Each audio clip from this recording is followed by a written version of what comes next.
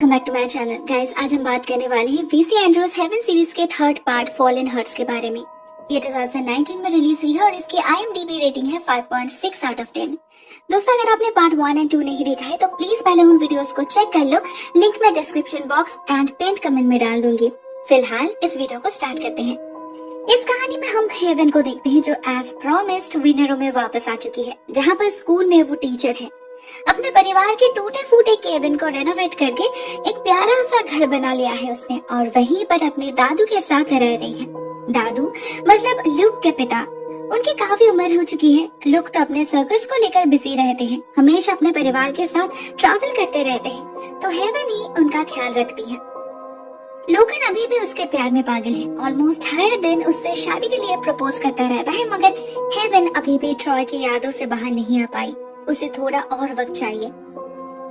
एक दिन अपने दादू से बात करते वक्त उसे वो बात पता चल जाती है जो आज तक उससे छुपी थी, कि लुक ने सालों पहले उनके साथ ये जो अडॉप्शन का खेल खेला था, उसके बदले उसे बहुत सारा पैसा मिला था। उसी पैसों से उसने अपने जीवन को सुधारा, इस सर्कस को खरीदा और अभी वो एक हैप्पी लाइफ लीड कर रहा है। मतलब उसने लिटरली अपने बच्चों को बेचकर ये खुशी हासिल की है। ये बात जानकर हेवन के दिल में लुक के प्रति नफरत की आग फिर से जल उठती है। लुक को इसकी सजा मिलनी चाहिए। उसे वो दर्द मिलना चाहिए जो उसने इन भाई बहन को दिया था, एक दूसरे से अलग करके। और हेवन को पता है वो ये कैसे कर सकती है। नेक्स्ट डे वो अपनी माँ की वेडिंग गाउन पहनकर उनकी तरह सज धज कर पहुँच जाती है सर्कस ग्राउंड में। हेवन बिल्कुल एंजल की तरह दिख रही थी और यही उसका प्लान था। टॉम उसे रोकता है, कहता है लुक अभी बदल चुका है। फिर से उसे एंजल की याद दिलाकर उसके गम में पागल बनाकर तुम्हें क्या मिलेगा। उसके बाद उसे हेवन का होश लौटता है। वो खुद को समझाती है और वापस जाने लगती है, मगर ठीक तभी लुक उसे देख लेता है। तब वो एक लायन को ट्रेन कर रहा था।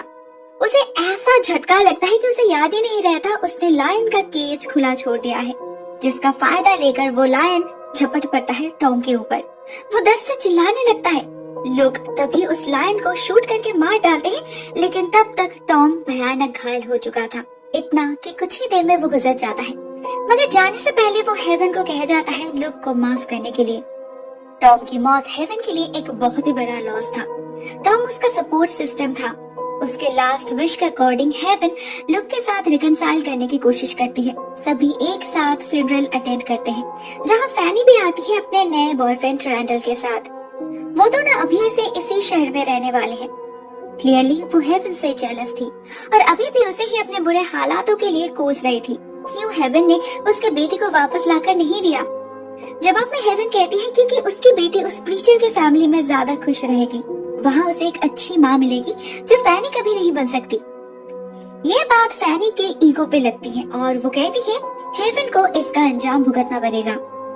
हेवन समझ नहीं पाती जिस बहन के लिए उसने कभी सपने में भी बुरा नहीं चाहा, वो उससे इतनी नफरत क्यों करती है। वो बहुत ही लोनली फील करने लगी थी। अभी तो टॉम भी नहीं रहा जिससे वो दिल की बातें शेयर कर सके, ना ट्रॉय है। ऐसे में लोगन उसका हाथ पकड़ता है, उसे समझाता है कि दिस इज द टाइम, उन्हें अपनी जिंदगी स्टार्ट करनी चाहिए। फाइनली हेवन भी राजी हो जाती है और लोगन के साथ मिलकर सारे अरेंजमेंट्स करने लगती है अपने शादी की। कुछ गिने चुने लोगों को इनवाइट करती है, मगर उसके लाइफ के इतने इम्पोर्टेंट दिन में भी लोग कुछ लेम एक्सक्यूजेस देकर आने से मना कर देते हैं। क्लियरली वो हेवन से कोई रिश्ता रखना नहीं चाहते थे। लोगन ने टोनी और जिलियन को भी इनवाइट किया था। पता चलता है वो आ तो नहीं पाएंगे क्योंकि जिलियन बीमार है, मगर शादी के बाद टोनी ने हेवन और लोगन को अपने घर इनवाइट जरूर किया है। ऑब्वियसली हेवन जाना नहीं चाहती थी, मगर लोगन इंसिस्ट करता है। कुछ ही दिनों के अंदर एक बहुत ही सिंपल सेरेमनी से उनकी शादी हो जाती है और उसके अगले दिन ही वो जा पहुंचते हैं फर्दिंगटन मैंशन में। पता चलता है जिलियन सच में ही बीमार है। ऊपर से वो इतनी ड्रिंक करती है कि हमेशा डिल्यूशन में रहती है। इनफैक्ट टोनी जब हेवन और लोगन के लिए पार्टी थ्रो करता है, वहाँ भी वो जाके सिंक्रेट करती है। हेवन जल्द से जल्द इस घर से निकलना चाहती थी। पहली बात तो ये थी कि उसे ट्रॉय की यादें बहुत सता रही थी, साथ में टोनी का प्रेजेंस भी उससे बर्दाश्त नहीं हो रहा था। मगर टोनी उसे दौलत का लालच दिखाकर इस घर में कैद करना चाहता था। इनफैक्ट उसने तो उसके लिए कम्प्लीटली एक न्यू विंग का डिजाइन भी रेडी कर रखा था। पार्टी के बाद वो लोगन और हेवन को एक ऑफर देता है। वो उनके गांव में अपने कंपनी का एक फैक्ट्री खोलना चाहता है, जिन्हें देखभाल इन्हीं दोनों को करना होगा। लोगन टोनी के अपीयरेंस और इस घर की चमक धमक से बहुत ही ज्यादा इम्प्रेस्ड हो चुका था, तो ऐसे प्रपोजल को मना करने का सवाल ही नहीं उठता। हेवन भी अपने गांव के लोगों के लिए कुछ करना चाहती थी। फैक्ट्री बनेगी तो लोगों को जॉब भी मिलेगी, ये सोचकर वो राजी हो जाती है। सारे प्लान्स फाइनलाइज करने के लिए उन्हें और कुछ दिन इस घर में रहना था, मगर उसी रात हेवन को अपने सपने में ट्रॉय दिखता है। वो रियलाइज करती है कि अभी भी वो उससे ही प्यार करती है, लोगन से नहीं। इस रियलाइजेशन से वो बहुत ही ज्यादा डिप्रेस्ड हो जाती है और अगले ही दिन विनरो जाने के लिए निकल पड़ती है। अगले कुछ ही दिनों के अंदर फैक्ट्री का काम शुरू हो जाता है। सब कुछ बहुत स्मूथली जा रहा था, मगर काम का प्रेशर इतना बढ़ चुका था कि हेवन को बहुत सारा टाइम घर से बाहर बिताना पड़ रहा था। ऐसे ही एक दिन जब वो घर लौटती है, उसे घर के बाहर फैनी की गाड़ी नजर आती है और अंदर उसे फैनी दिखती है हाफ नेकेड हालत में लोगन से बात करते हुए। इससे पहले भी हेवन ने कई बार उसे देखा है लोगन को सिड्यूस करते हुए। इस बार वो खुद को और रोक नहीं पाती, चिल्लाने लगती है फैनी के ऊपर। जवाब में फैनी बहुत ही कैजुअल तरीके से कहती है उसे लोगन पसंद है और लोगन भी उसके सेडक्शन को एंजॉय कर रहा था। वो पूरी कोशिश कर रही थी हेवन के दिमाग में अपने पति के खिलाफ शक पैदा करने की, जो वो काइंड ऑफ कर भी लेती है, मगर बाद में सब सॉर्ट आउट भी हो जाता है क्योंकि हेवन अपने बहन को बहुत अच्छी तरीके से जानती है।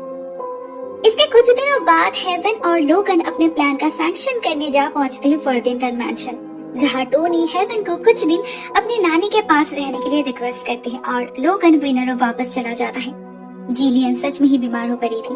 हेवन उनका ख्याल रखने लगती है, मगर जब भी उसे टाइम मिलता था वो उस मेज को देखने लगती थी। उसे ट्रॉय याद आता था। कभी कभी वो उस मेज के आसपास मंडराती भी थी। ऐसे ही एक दिन उसे वहाँ पेड़ों के बीच कोई दिखता है। हेवन उसका पीछा करती है और फाइनली उसका सामना होता है एक शख्स से, जिसे देखकर वो सब कुछ भूल जाती है। ये ट्रॉय है, वो जिंदा है। वो सिर्फ इसीलिए अपने मौत का नाटक रचा था जिससे हेवन उसे भूल जाए, मगर इससे उसका प्यार हेवन के दिल में और ज्यादा गहरा हो चुका था। वो ट्रॉय के साथ ना रहकर भी उसे फील कर पा रही थी। ट्रॉय की हालत भी कुछ ऐसी ही थी, तो इस बार वो लोग और अपने बीच की दूरी मेंटेन नहीं कर पाते। फाइनली वो रात और एक बार वो लोग इंटीमेट हो जाते हैं, मगर सुबह होते ही उन दोनों को रियलिटी फेस करना पड़ता है। दोनों फिर से अपनी गलती रियलाइज करते हैं और फिर कभी ना मिलने का प्रॉमिस करते हैं। हेवन घर लौट जाती है और उसे पता चलता है जिलियन ने सुसाइड कर ली है।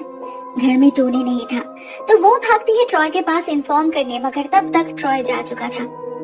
सब रिचुअल्स कंप्लीट करके कुछ ही दिनों के अंदर हेवन विनरो में वापस आ जाती है। फाइनली वो लोगन के साथ एक फैमिली स्टार्ट करने के लिए रेडी थी, मगर उससे पहले ही उससे मिलने आती है फैनी और हेवन को एक कड़वा सच का सामना करना पड़ता है। उसे पता चलता है फैनी प्रेग्नेंट है और वो भी लोगन के बच्चे से। हाँ, ये फैनी ने इंटेंशनली किया था हेवन से बदला लेने के लिए, मगर लोगन इक्वली दोषी था। वो ऐसे कैसे कर सकता है? लोगन के लौटते ही हेवन उससे ये सवाल पूछती है। जवाब में लोगन सफाई देता है कि फैनी ने उसे सिड्यूस की थी, वो भी अकेला था, मिस कर रहा था हेवन को, इसीलिए खुद को रोक नहीं पाया। मतलब हेवन नहीं थी, इसीलिए उसने अपना मोरालिटी भी भुला दिया। वैसे ऐसे सिचुएशन में हेवन को तो गुस्सा होना चाहिए था, जो वो नहीं हो पा रही थी, क्योंकि शायद अंदर ही अंदर उसे भी एहसास था उसने क्या गुलखिला कर आई है फॉर्दिंगटन में। लोगन को चीट किया है उसने, सिर्फ उसे नहीं पता। तो वो इस मैटर को हजम कर लेती है। फैनी से जाकर एक डील करती है कि वो उसे ईच मंथ $2500 देगी, बदले में फैनी अपना मुंह बंद रखेगी। मगर फैनी उसे इंसल्ट करना बंद नहीं करती। ना जाने क्यों हेवन को तकलीफ देने में उसे बहुत मजा आ रहा था। वो उसे बार बार याद दिलाती रही कैसे अपने माँ के मौत के लिए, अपने भाई के मौत के लिए वो जिम्मेदार है, कैसे लोग उसे ट्रीट किया करता था बचपन में। मगर हेवन इस बार और रिएक्ट नहीं करती। फाइनली शायद वो टॉम की बात समझ पा रही थी। नफरत के आग में जलने से कभी शांति नहीं मिलती। आज फैनी भी उसी आग में जल रही है। वो घर लौट आती है और लुक को एक चिट्ठी लिखती है, उसे इस घर में इनवाइट करती है जिससे वो लोग फिर से एक फैमिली बन पाए। अचानक हेवन वॉमिट करने लगती है। लोगन डॉक्टर के पास ले जाता है उसे, तो उन्हें पता चलता है कि हेवन प्रेग्नेंट है। ऑफ कोर्स लोगन को लगा ये उसका बच्चा है, जबकि ये ट्रॉय का था। कुछ महीने बीत जाते हैं, इन दिनों और कुछ रिमार्केबल नहीं होता। फाइनली एक दिन उन्हें एक चिट्ठी मिलती है। उन्हें पता चलता है लुक और उसके पत्नी स्टेसी की एक कार एक्सीडेंट में मौत हो चुकी है। उनका बेटा ड्रेक अनाथ हो चुका है। हेवन उसकी कस्टडी लेने की डिसाइड करती है। वो उसे फर्थिंगटन मैंशन में भी घुमाने ले जाती है क्योंकि अभी वो भी इस फैमिली का एक हिस्सा बन चुका है। वहाँ एक रात ऐसे ही घूमते घूमते हेवन टोनी के ऑफिस में जा पहुँचती है। वहाँ कुछ डॉक्यूमेंट्स के साथ उसे मिलती है एक लेटर जो लुक के लॉयर ने भेजा था टोनी को। हेवन आउट ऑफ क्यूरियोसिटी उस लेटर को पढ़ने लगती है। भला लुक के लॉयर से टोनी का क्या काम? वहाँ उसे पता चलता है टोनी और लुक का कनेक्शन बहुत पुराना है। असल में लुक का जो सर्कस था वो उसे टोनी ने ही खरीद कर दिया था। उनका एक डील हुआ था कि लुक इसके बदले हेवन से सारा कांटेक्ट तोड़ देगा। अब जाके हेवन को समझ आता है क्यों लुक ने कभी उसके एक भी लेटर का जवाब नहीं दिया, क्यों कभी उससे मिलने नहीं आया, क्योंकि टोनी ने उसे मना किया था। टोनी हेवन के लाइफ में one and only father figure रहना चाहता था। हेवन टोनी को कन्फ्रंट करती है और उससे फोर्सफुली इस सर्कस का सारा पैसा ड्रेक के नाम करवाती है। वो ड्रेक के लिए एक bright and secure future plan कर रही थी, मगर उसका ये प्लान बिल्कुल फेल हो जाता है जब फैक्ट्री में एक फंक्शन के दौरान फैनी उसे उठा ले जाती है। वो भी उसकी स्टेप सिस्टर थी, जस्ट लाइक हेवन, तो ड्रेक के ऊपर उसका भी इक्वल राइट था। मगर हेवन जानती थी फैनी ये सब उससे बदला लेने के लिए कर रही है, ड्रेक के प्रति प्यार से नहीं। तो वो फैनी के अगेंस्ट पुलिस में रिपोर्ट करती है। केस शुरू होता है। हेवन के लॉयर ने उसे पहले ही वार्न की थी कि ऐसे केसेस में बहुत सारे फैमिली सीक्रेट्स बाहर आ सकते हैं। हेवन और लोगन का फेस लॉस हो सकता है, और होता भी वही। फैनी जेलसी में इतनी अंधी हो चुकी थी कि उसे ना अपने सम्मान का ख्याल रहता है ना दूसरों के। वो कोर्ट में सबके सामने कह देती है कि लोगन ने उसके साथ संबंध बनाया है। वो कैरेक्टरलेस है और हेवन एक बहुत ही घमंडी लड़की है जिसे सिर्फ अपने पैसों से प्यार है। जब से उसे पैसा मिला है उसने फैनी को इग्नोर करना स्टार्ट किया है। ऐसे इंसान के पास ड्रेक की परवरिश कैसे हो सकती है? मजबूरन फैनी का कैरेक्टर साबित करने के लिए हेवन को भी उस प्रीचर की मदद लेनी पड़ती है। जब वो सबके सामने कहता है कि फैनी एक सेडक्ट्रेस है, एक प्रोस्टिट्यूट है, तब जाके केस हेवन के फेवर में जाती है। हेवन को लगने लगता है कि अब उसे ड्रेक मिल जाएगा, मगर इसी बीच फैनी फाइनल बॉम्ब ब्लास्ट करती है। उसे पता था हेवन के पिता ल्यूक नहीं टोनी टैटरटन है। शायद ये बात हेवन ने कभी टॉम को चिट्ठी में लिखी थी जो टॉम ने फैनी को बताया था। अभी इससे केस कम्प्लीटली फैनी की तरफ मुड़ जाता है क्योंकि लुक के साथ कोई कनेक्शन ना रहने के कारण हेवन का ड्रेक के साथ भी कोई ब्लड रिलेशन नहीं रहा। हेवन समझ चुकी थी वो ये केस हार जाएगी, तो वो फैनी को पर्सनली मिलने जाती है। उसे रिक्वेस्ट करती है $1 मिलियन के बदले ड्रेक को लौटाने का।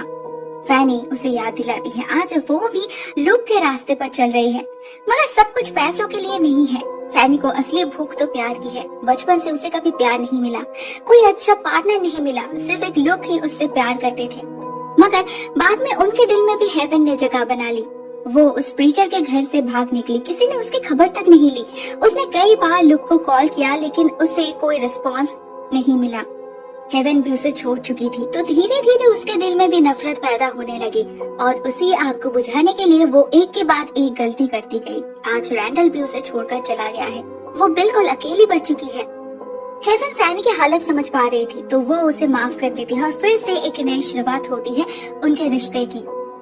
कुछ महीने बाद on the same date Heaven एक बेबी गर्ल एनी को जन्म देती है और फैनी बेबी बॉय लुक को जन्म देती है। घर लौटते ही हेवन को एक पार्सल मिलता है जिस पर सेंडर का नाम मेंशन नहीं था। ये एक बहुत ही प्यारा सा वुडन कॉटेज था, बिल्कुल उस घर की तरह जहाँ हेवन और ट्रॉय की मुलाकात हुई थी।